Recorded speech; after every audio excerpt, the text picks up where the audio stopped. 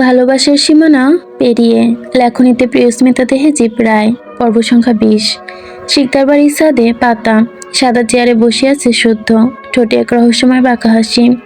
সামনের টেবিলে সে গভীর মনোযোগ দিয়ে চেটসবোর্ড সাজাচ্ছে আর গুনগুন করছে, গান গাইছে।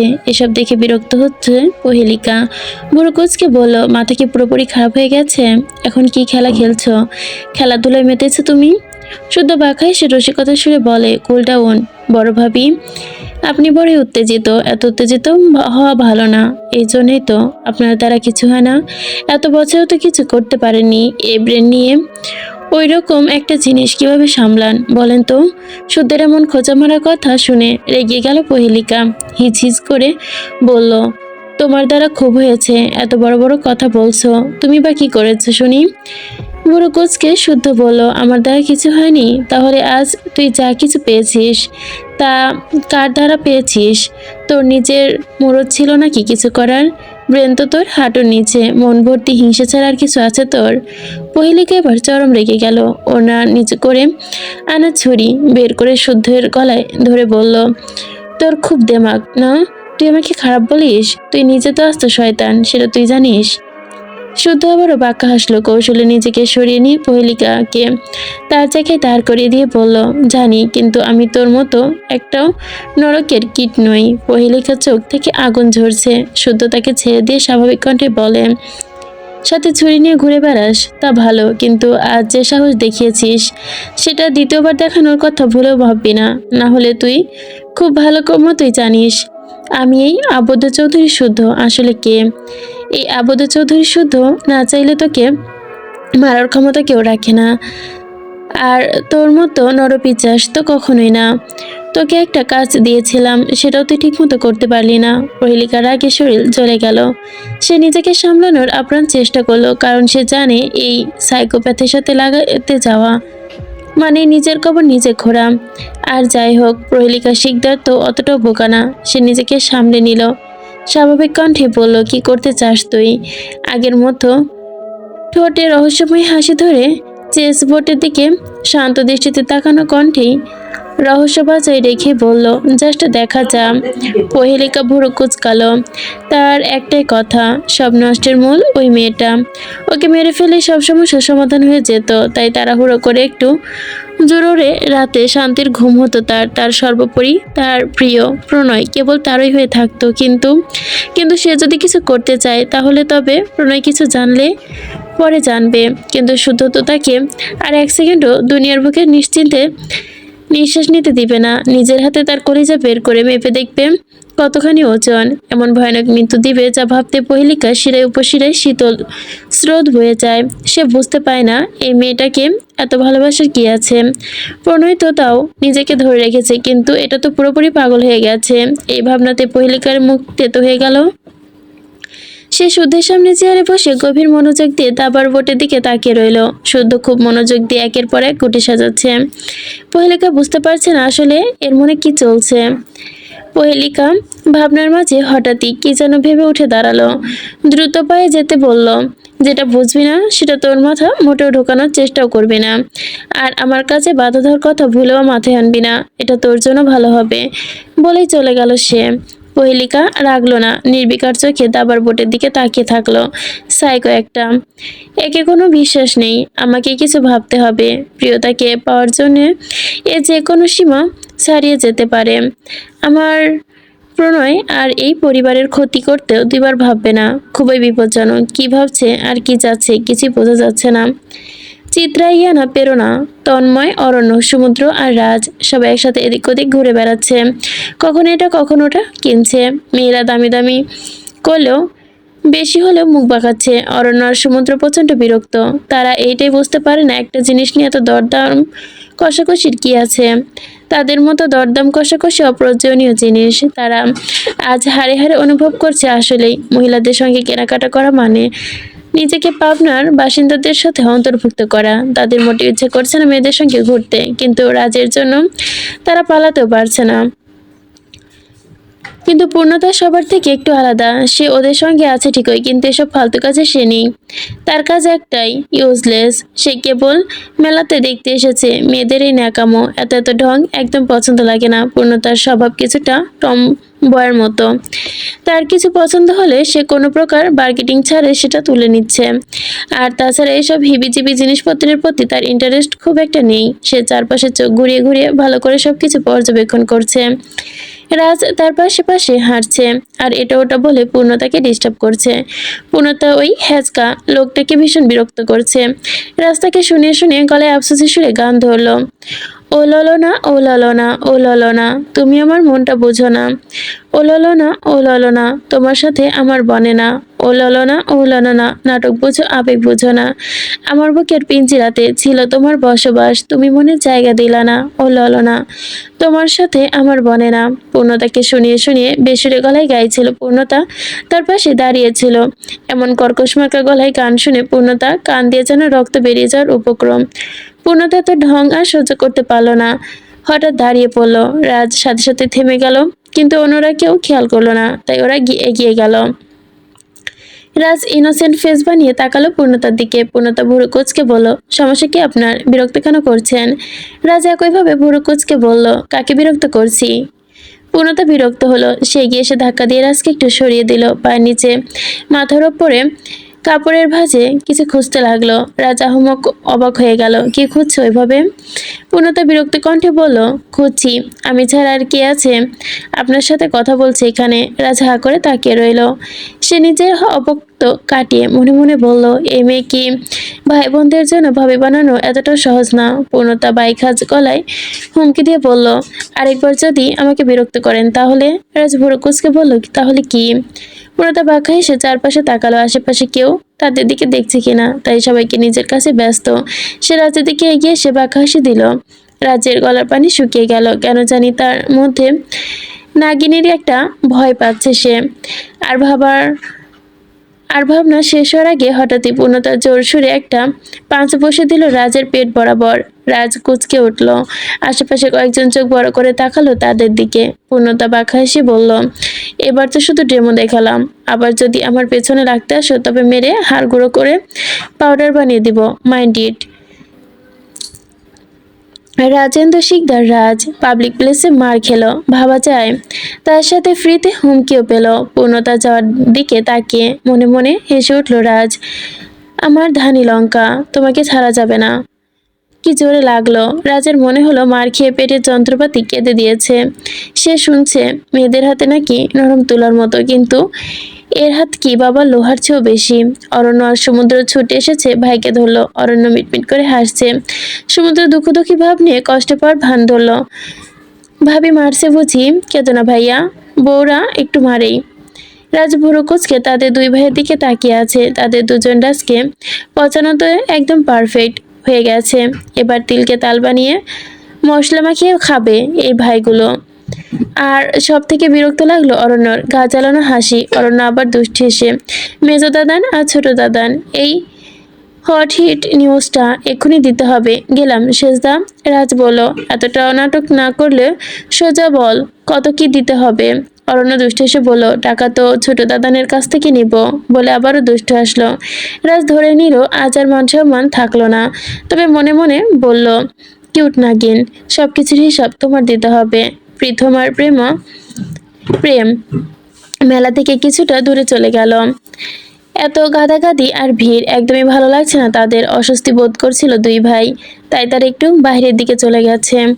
প্রেম আর প্রীতম পাশাপাশি হাঁটছে। প্রেম একটা সিগারেট জ্বালিয়ে ঠোঁটে চেপেছে। প্রীতম কয়েক পলক চুপ থাকে, তারপর নরম গলায় জিজ্ঞেস করলো, এইসব ছাইপাস কেন খাস ভাই? তোর কিসের এত কষ্ট? প্রেম মৃদু হাসলো। শিকদাররা খুবই ওয়েল, স্লিপ ড্রিঙ্কস, নেশা পানি তো কোনো কিছু মগ সেবন করে না তারা, কিন্তু প্রেমের মাঝে মাঝে এক দুটো সিগারেটের টান দিতেই হয়। প্রেম দীর্ঘ শ্বাস ফেলে বলল, আমি তো মাঝে মাঝে খাই, বরদাদানকে দেখো না, একদিনেই 2 প্যাকেট শেষ করে ফেলে। প্রীতমও দীর্ঘশ্বাস ফেলল। দেখি তো, কিন্তু কিছু বলতে পারি না, কি বলবো। থাকে সব। মাঝে মাঝে তার জায়গায় নিজেকে কল্পনা করি, অনুভব করার চেষ্টা করি। প্রেম হেসে বলল, কি অনুভব হয়? প্রীতম ব্যথাতুর দৃষ্টিতে আকাশের দিকে দৃষ্টি স্থাপন করে আহত গলায় বলে, নিঃশ্বাস নিতে পারি না, অক্সিজেনের অভাব বোধ হয়। প্রেম আবারও হাসলো, সিগারেটটা দূরে ছুঁড়ে ফেললো। বলল, শুধু ভাইয়ের কষ্টটা চোখে পড়ে, আমাদের ছোট বোনটার কষ্ট তো চোখে পড়ে না? প্রীতম ভারী নিঃশ্বাস ফেলে বলল, হয়তো পড়ে না, বা না দেখার ভান করি, তাতেও কি কিছু বলা যায় না। কিছু বলে সান্ত্বনা দেওয়ার ভাষাও যে নেই। কিন্তু জানি না, এভাবে ভালো আছি। সবকিছু যেমন ভাসছে তেমনই ভাসুক। কোন এক প্রকার একবার দিতে পেলেই প্রলোভে ধ্বংস হয়ে যাবে সবকিছু। মৃত্যুর মিছিল শুরু হয়ে যাবে শিকদার বাড়িতে, যা সহ্য করার সমালোচনা বা সাধ্যি কারো ক্ষমতার মধ্যে নেই। প্রেম আবারও বলল, তোমার কি মনে হয় এইসব বংশের লোকেদের কর্মফল? দাদির কাছে শুনেছি তার জীবনের গল্প। তিনি বলেছিলেন আমাদের ওপর নাকি নানি নাকি বদদোয়া আছে, সব শেষ হয়ে যাবে, কেউ ভালো থাকবে না, সবাই সব হারাবে। তবে কি সত্যি সেই বদদোয়া কবুল হয়ে গেছে? 70 বছর আগের ঘটনা কি পুনরায় পুনরাবৃত্তি হতে চলেছে? প্রীতম স্বাভাবিক কণ্ঠে বলল, এসব কিছুই হতো না। ভাই যদি ওর শুধরে যেত, বিনাশ যদি নেমে আসতো, তবে শুধু ওদের জন্যই আসবে। ওরা যে বড় পাপী ভাই। প্রেম আর কিছু বলল না। দুই ভাই কথা বলতে বলতে রাস্তা পেরিয়ে নদীর পাড় অবধি চলে আসে। এই তীব্র গরমে নদীর পাড়ে ঠান্ডা হাওয়ায় ওদের মন প্রাণ শীতল করে দিচ্ছে। ওরা এগিয়ে আসতে সামনে প্রেমের পা থমকে যায়। ভুরু কুচকে তাকালো। চাঁদের আলো স্পষ্ট বোঝা গেল বালির ওপর কেউ একজন শুয়ে আছে। প্রীতম ব্যাপারটা খেয়াল করলো, অতঃপর দুই ভাই নিজেদের মধ্যে চাওয়াচাই করলো, তারপর একসঙ্গে ছুটে গেল লোকটির দিকে। প্রীতম কাছে যেতে থমকে গেল। আবিদ। প্রেম অবাক হলো, উদ্বিগ্ন গলায় বলল, আবিদ ভাই এভাবে পড়ে আছে কেন? মেজদা দান। প্রীতম আর কিছু বুঝতে পারলো না। সে আবিদের মাথায় হাত ছোঁয়াতে চমকে উঠল।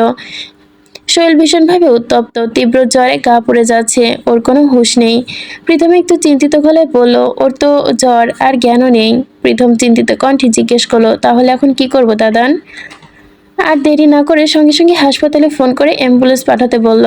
প্রেম অবাক হয়ে তাকিয়েছিল আবিদের দিকে। প্রীতম বলল, ও বাড়ি থেকে এত দূরে এখানে কেন এসেছে? মেলায় এসেছিল বলে তো মনে হচ্ছে না।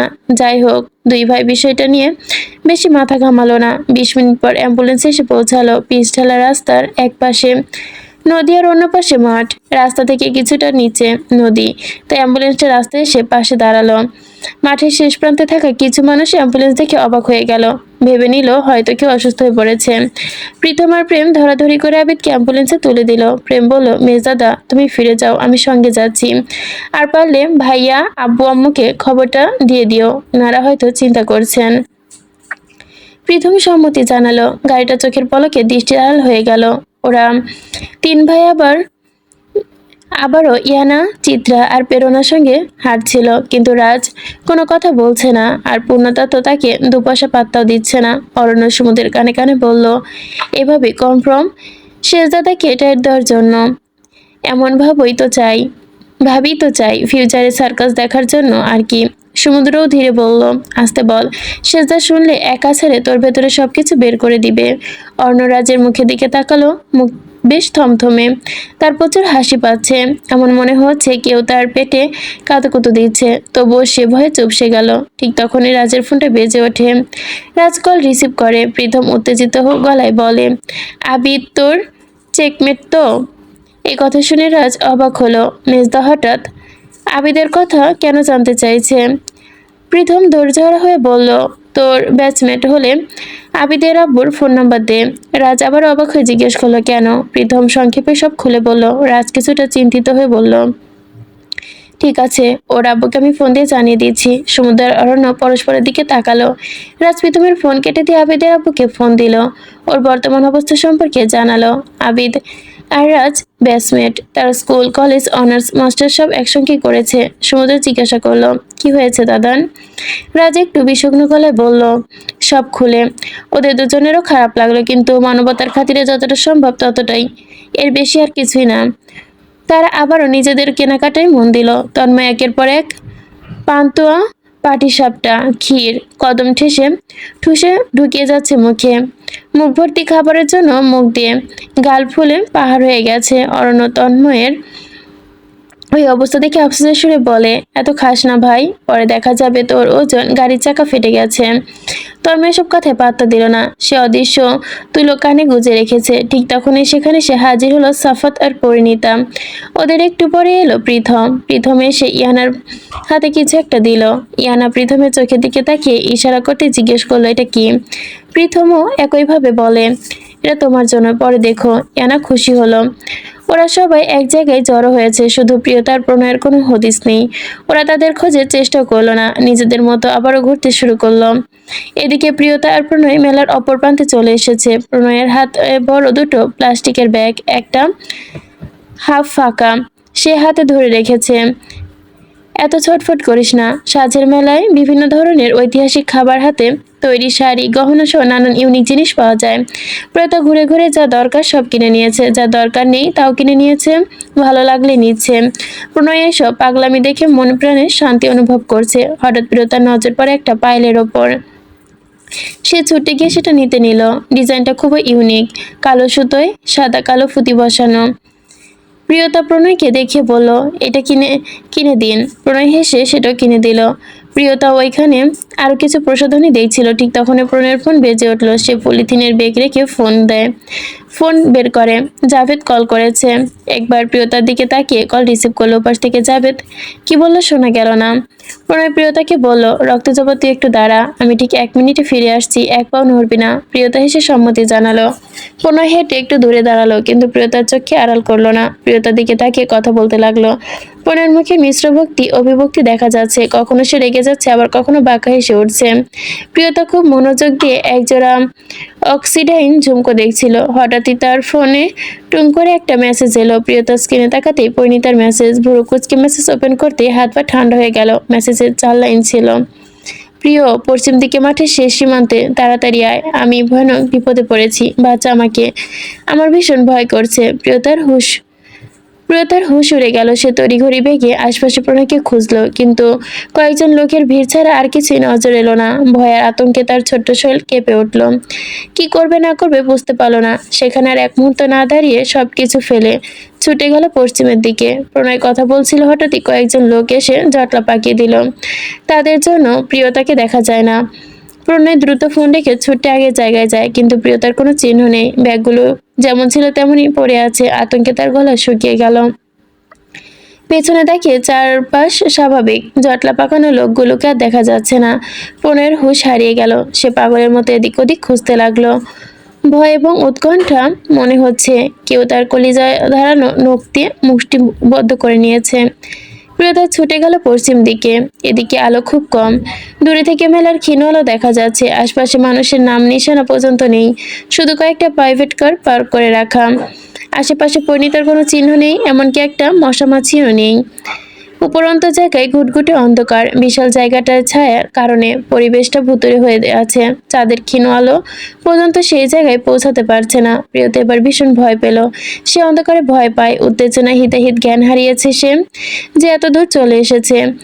এখন আশেপাশে তাকাতেই ভয় লাগছে, শুধু মনে হচ্ছে এই ভূত এসে ঘাড় মটকে দেবে। হে আল্লাহ, নাম নিয়ে উল্টো পথে ঘুরে দৌড় দিতে যাবে, ঠিক তখনই কেউ ঝড়ের বেগে ছুটে এসে পেছন থেকে কোমর আঁকড়ে ধরে পাশের গাড়ির সাথে চেপে ধরলো প্রিয়তাকে।